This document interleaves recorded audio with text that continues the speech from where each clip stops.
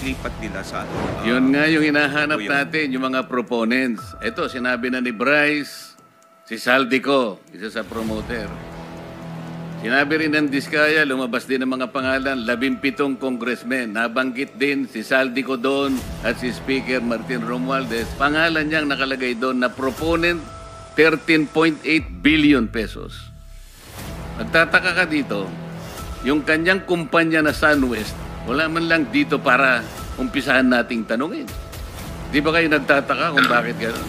Naging mainit ang sagutan sa pagitan ni na Senador Rodante Marcoleta at Senador Ping Lacson sa pagdinig ng Senado sa malawakang anomalya sa flood control projects sa buong bansa.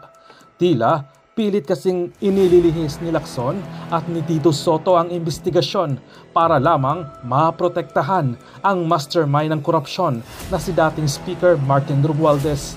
Sa naging pagdinig ay wala din sa listahan ang kumpanya ni Saldico na SunWest Corporation na sana'y iimbestigahan nila.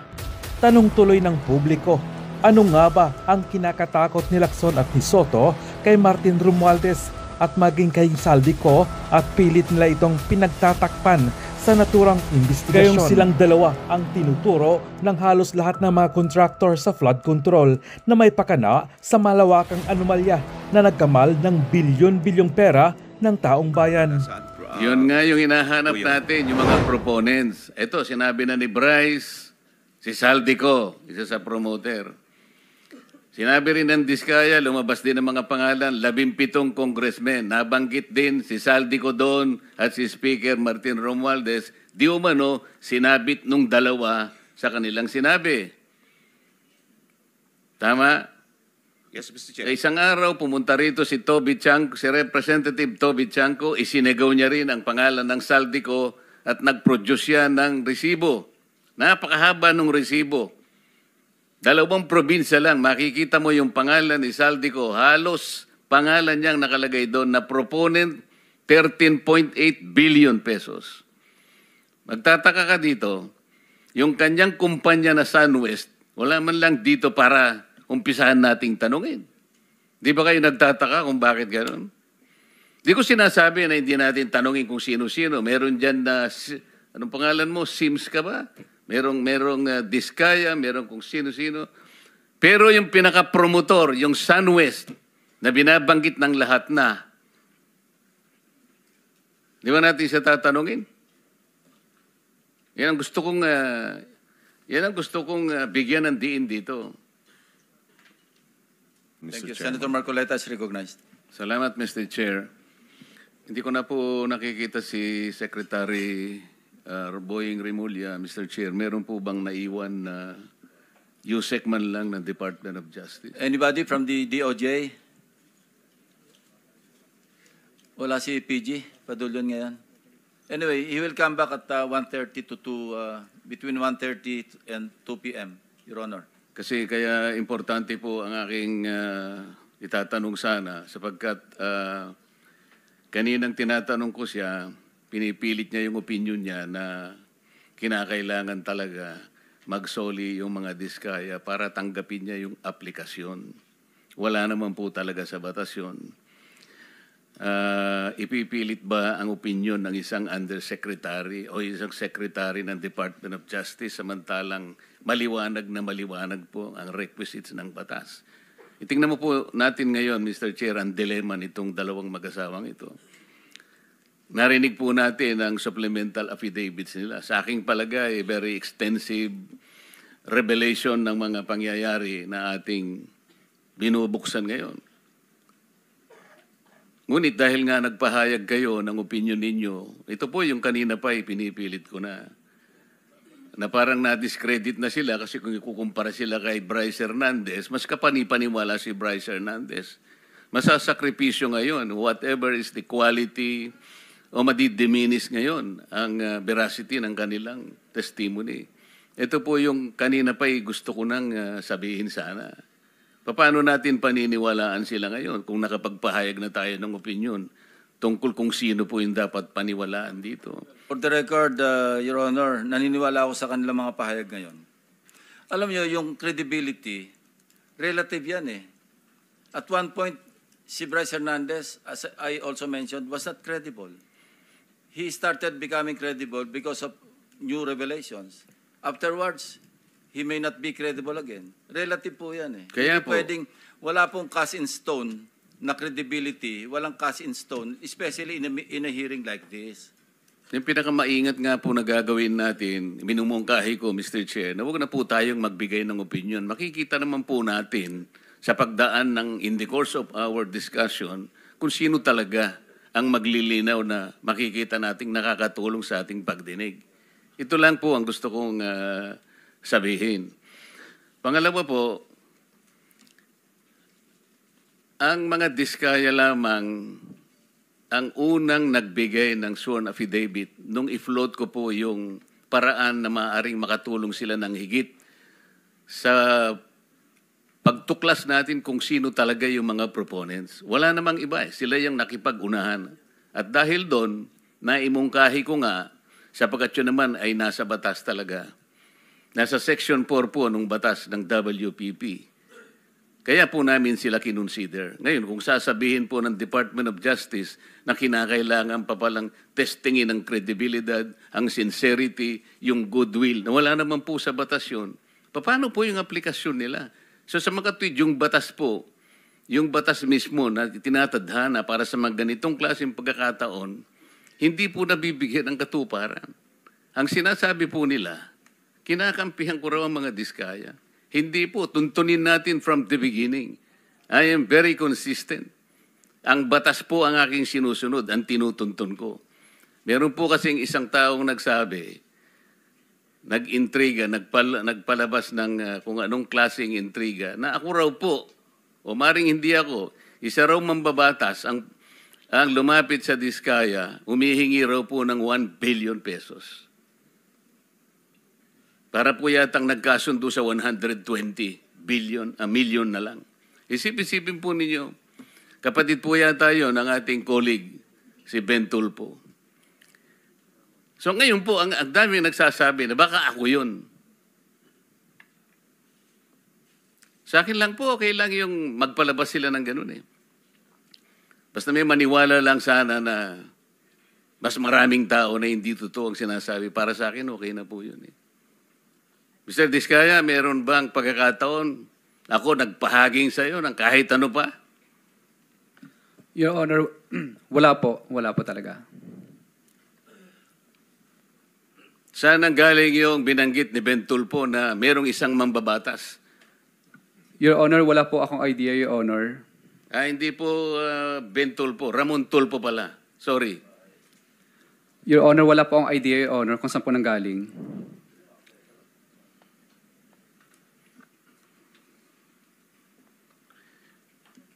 Balik po tayo dun sa sistema na gusto kong maging daan para maayos natin sa pamagitan po ng pagdinig na ito. Secretary Bunuan o kaya si Yusek Kati, kung sino man po ang pwedeng sumagot sa inyo. Natukoy na po natin kanina yung taba ng budget na halos 1 trillion pesos ay talagang naidagdag sa budget na hindi naman kailangan. At ngayon po, ito yung ating pinagtatalunan. Sino po bang may kagagawan kung bakit lumubo ng ganito ng budget na hindi naman natin kailangan? Halimbawa po, yung mga party list, Yusek Kati or Sec Bunuan, meron kayong Code 160. Magkano po ba yung binibigay nyo sa mga congressmen na party list? Magkano po ba yung nakatoka para sa kanila? Your Honor, I think we are locating 160 million per party list. 160 million, Your Honor. Sa party list po yun? Sa party list, Your Honor. Yung regular po na congressman? The regular congressman, the allocation is based on a formula that we have already agreed. Average po? Well, Kasi 300-something congressmen. Tama bang i-assume na mag-average sila ng 1 billion bawat isa? 1 billion, Your Honor. Sorry. Opo. On the average, Your Honor, maybe. Kaya nga po. So tingnan po nyo yung lopsided. Tingnan po nyo yung pagkakaya. Pag party list ka, masaya ka na po sa 150. Nagsimula pa po yun, 130. Totoo po yan. Kasi po matagal akong nag-party list eh. Kaya po pag sinabi ng speaker sa amin, ang para sa inyo, ganito, magsimula na kayong maglista. Nationwide po ang constituency ng party list. Kaya po, magsimula. Saan mo dadalhin yung 150 million buong Pilipinas? Kaya po merong isang barangay, sasabihin ko sa kanila, pwede bang 500,000 na lang muna kayo? Kasi paghahatian po ninyo ito. Sasabihin sa amin ng ibang mga barangay kapitan, sa kubeta lang po, hindi na po kakasa ito. Kawawa po ang party list. Regular, 1 billion. Samantalang ang distrito po niya, lalong-lalo na po kung Batanes. Ilang tao lang ba ang Batanes? Yung Butante yata ron, 9,000 lang ang Butante. Pero meron siyang 1 billion. Ang party list, nationwide ang constituency, masaya ka na sa 150. Ito yung sistema pong mali. Hindi ko malaman paano po rin yung ina-allocate. Yung allocation po ang problema rito. Yung pong code na 143, USEC, para saan po yun? Magkano po ang nakatoka ron? Pwede pong i-clarify, ano po yung 143? Yung pong mga insertions, magkano po yun? Kanina po, pinag-usapan natin. Sa Congress, magkano po yun? Sa House of Representatives. Yung House of Representatives, Your Honor, meron yung leadership fund din. Natapos na po tayo doon. Okay. Sama-sama na po doon. Nasa 450B na po yun. Pati yung allocable. Yes, Your Honor. Yeah. Yan po yung...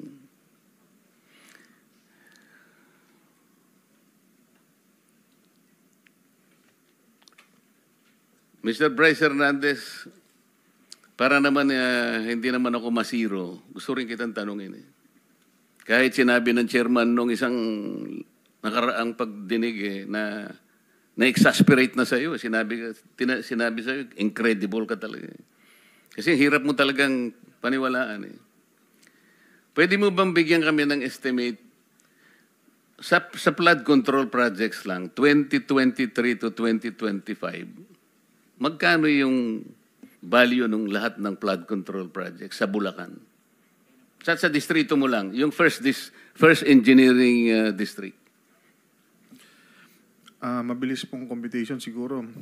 More or less po, kung 10 billion po yun, ang total na halaga lang po talaga nun is mga 3 billion lang po, Your Honor. Kasi yun lang po talaga yung ginagamit nating pang budget para sa construction po mismo.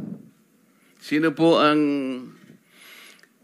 Nagbanggit ka kasi ng dalawang kasama namin dito. Ibig mo sabihin, walang mga congressmen na involved? Meron po, Your Honor. Nabanggit ko na din po kanina, Your Honor. Wala kasi ako kanina. Pwede mo bang ulitin? Ang sinasabi kong involvement, yung katulad na binanggit mo sa dalawang kasama namin dito, humihingi rin ng porsyento. Opo, Your Honor. 25% po. Sino-sino sila? Si Kong Zaldi ko po. Hindi, sa Bulacan ang sinasabi ko. Nabanggit mo na si Saldi kanina. Isa mismong first engineering district ng Bulacan. Your Honor, ang kausap po, ang Congress po namin doon nung 2022-2025, si Kong Boy Cruz. Kaya nga, sila rin ba ay ganun din ang patakaran, kumukuha rin, kagaya na sinasabi mo sa dalawang kasama namin dito? May pag-uusap po sila ni Boss Henry. Alam mo rin yung pag-uusap kasangkot ka rin Magkano nga?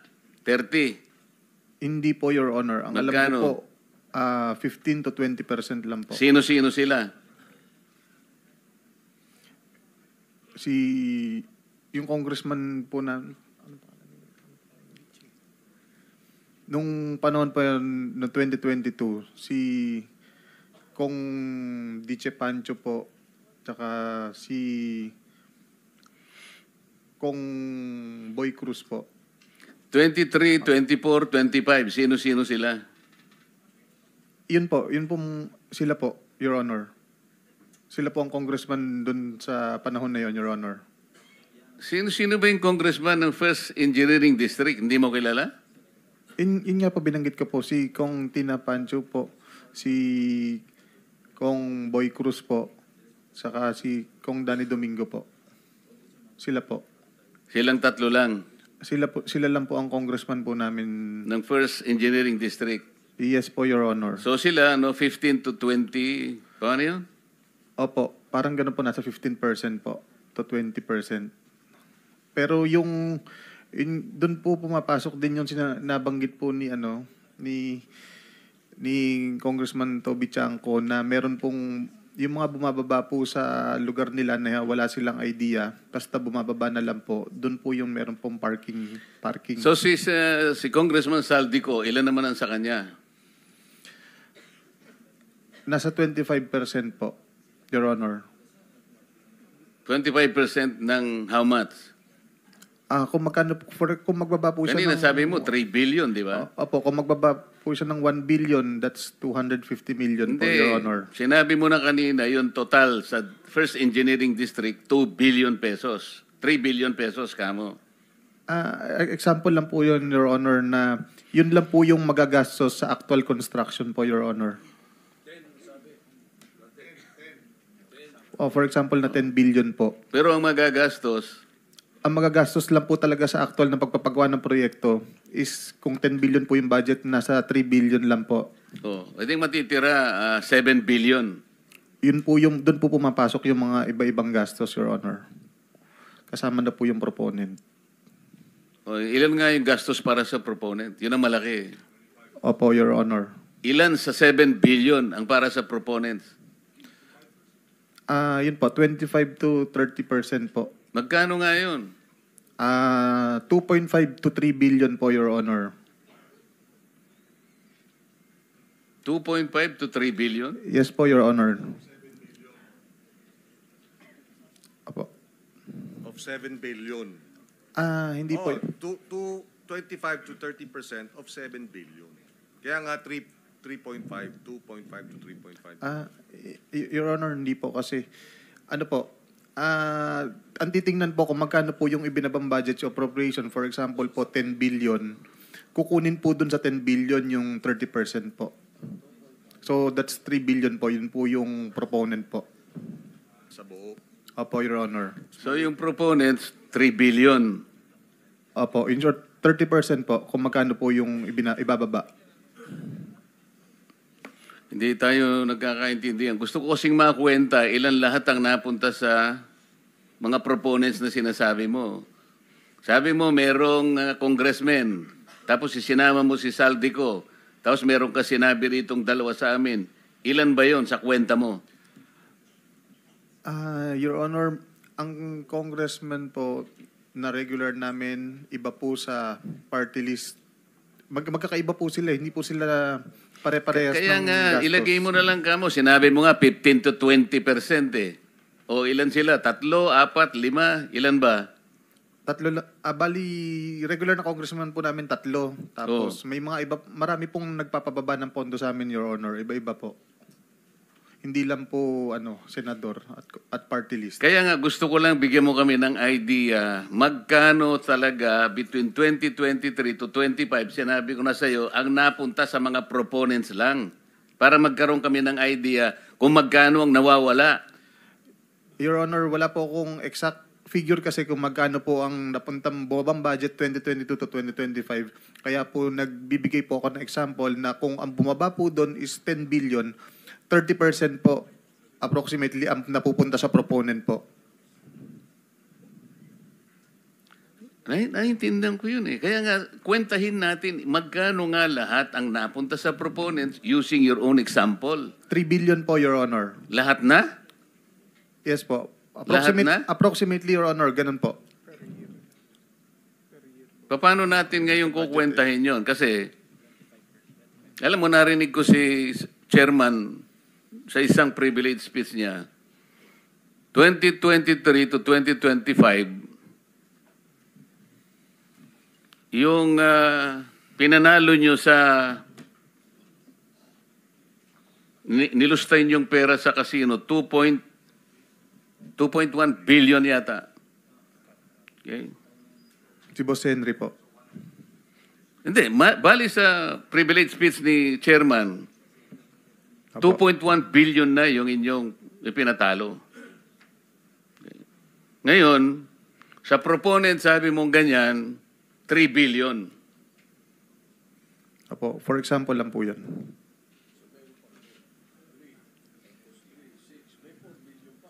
Saan yung 4 billion?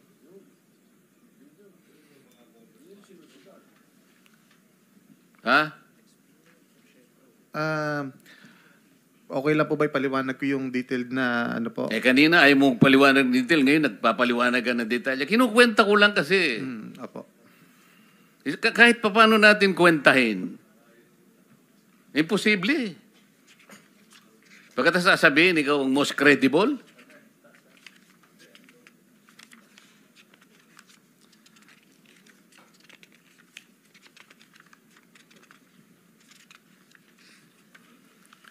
Habang nagtitingin siya, Mr. Chair, punta ko sa DBM. Mr. DBM, puntahan natin yung unprogram na yun.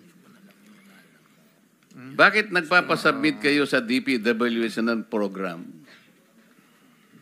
Ba't napupunta? Para saan yun? Sir, di po kami nagpapasubmit. Sila po ang nagsasubmit ng request for chargeable against the unprogrammed appropriations. Sino nagsasubmit? Ang agency, actually, sir, the agency ang nagre-request po. Sino nga ang agency? In this case, for flood control projects, then of course, the DPWH, Kaya Mr. nga, Chair. pero hindi naman, wala naman sa budget nila yun sa DPWH eh. Kayo naman ang nagmamanage nun eh, di ba? Yes, sir. Oh.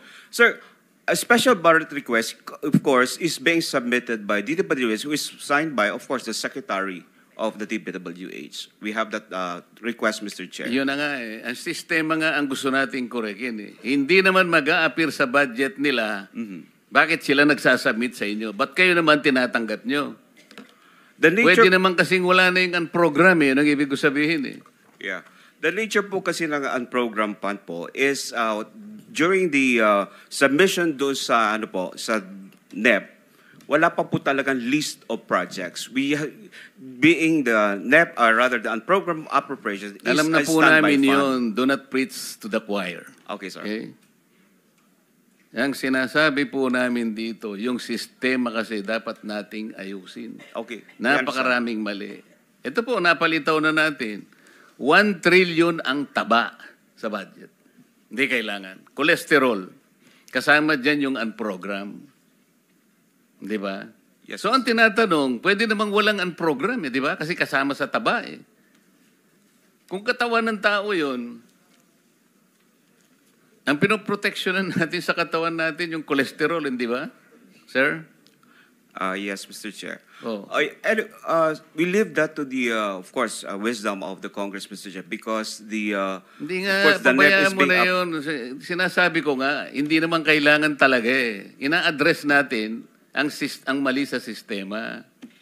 Kasi, uulitin ko sa iyo, hindi man kailangan, kasi ang DPWH kasi, siguro, ewan ko, sa takot nila siguro, baka mamaya guluhin yung kanilang nailatag, bigyan natin ng kailangan may allocable.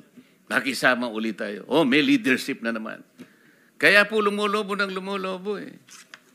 Pagkat itong lumubong ito, itong 1 trillion na to, ang mga proponents po nag-aaway-away dito, alam ni lahat nila na ito'y excess. Ito ngayon ang kanilang talagang nilulusob. Ito yung ipinapark. Ito yung sinasagasa na sinasabi nila. Mr. Chair, iba po kasi naman yung nasa NEP na programs kaysa sa unprogram. So iba po yung proseso, what is being proposed by the DPWH, that is with the listing at saka mayroon na nasa DEP.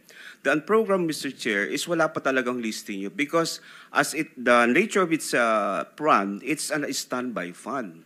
So wala pa po talagang listahan po. Ang kaso nga, yung mga proponents, ito ang tinatarget, di ba? Okay. So in that case, Mr. Chair, it's not with us, the DBM, because it emanates from the Congress po kung ano yung nilalagay po doon sa nililipat nila sa Yun nga yung hinahanap po yun. natin, yung mga proponents. Ito, sinabi na ni Bryce, si Saldico, isa sa promoter. Sinabi rin ng Diskaya, lumabas din ng mga pangalan, 17 congressmen. Nabanggit din si Saldico doon at si Speaker Martin Romualdez. Di umano, sinabit nung dalawa sa kanilang sinabi. Tama? Yes, Mr. Sa Chair. isang araw, pumunta rito si Toby Chanco, si Representative Toby Chanco, isinegaw niya rin ang pangalan ng Saldico at nag-produce siya ng resibo. Napakahaba ng resibo. 2 probinsya lang, makikita mo yung pangalan ni Saldico. Halos pangalan niyang nakalagay doon na proponent 13.8 billion pesos. Magtataka ka dito, yung kanyang kumpanya na SunWest, wala man lang dito para umpisahan nating tanungin. Di ba kayo nagtataka kung bakit gano'n? Di ko sinasabi na hindi natin tanungin kung sino-sino. Meron dyan na, anong pangalan mo, Sims ka ba? Merong Diskaya, merong kung sino-sino. Pero yung pinaka-promotor, yung SunWest, na binabanggit ng lahat na, di ba natin siya tatanungin? Yan ang gusto kong bigyan ng diin dito.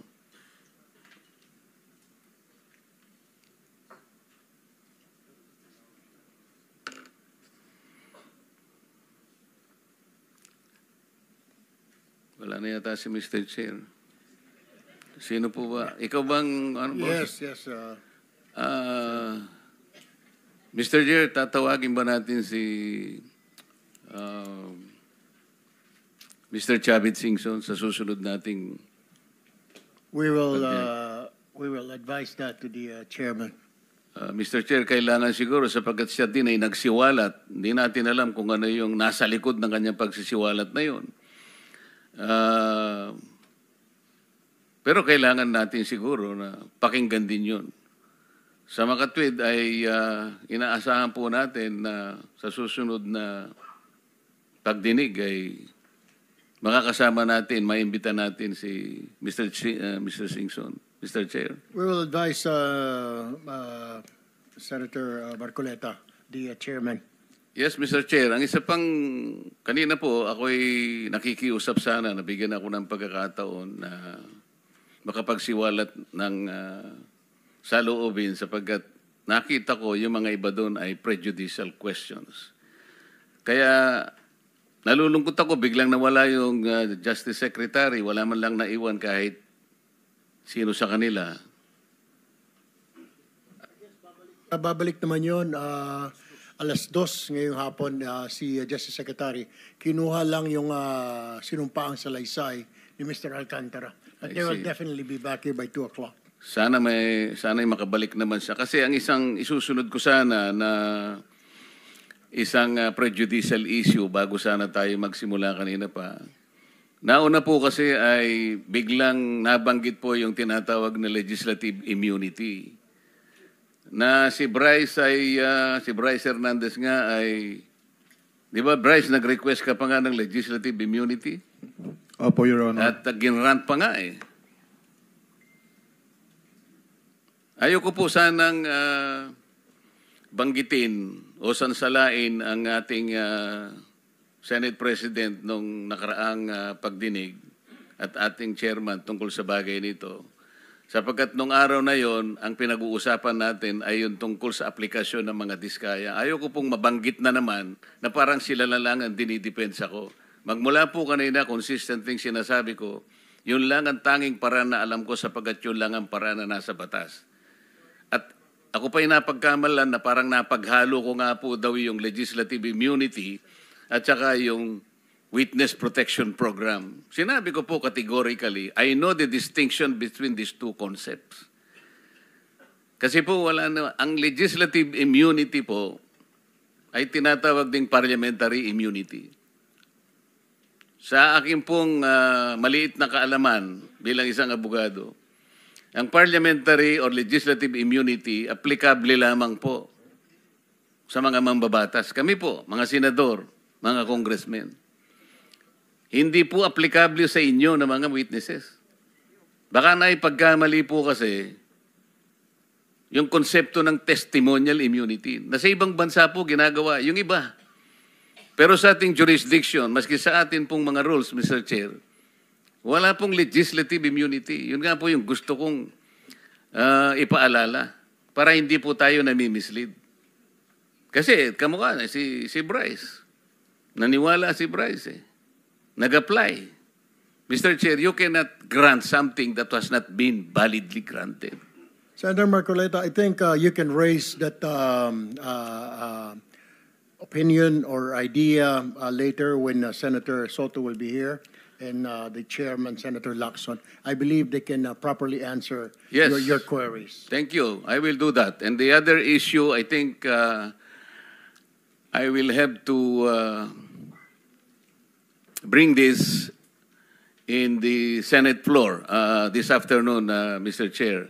I'm a little bit worried about the collaboration that the Blue Ribbon Committee and the ICI is now having without defining the limits, the nature, and the extent of the collaboration between the ICI. The ICI is Independent Commission on Infrastructure. I do not know how independent they can be if they are dependent on records, on information, or people that we can produce for them. Ayoko pong mangyari, Mr. Chair, na parang ang Blue Ribbon Committee is the investigative arm of the ICI. Parang hindi po tama eh.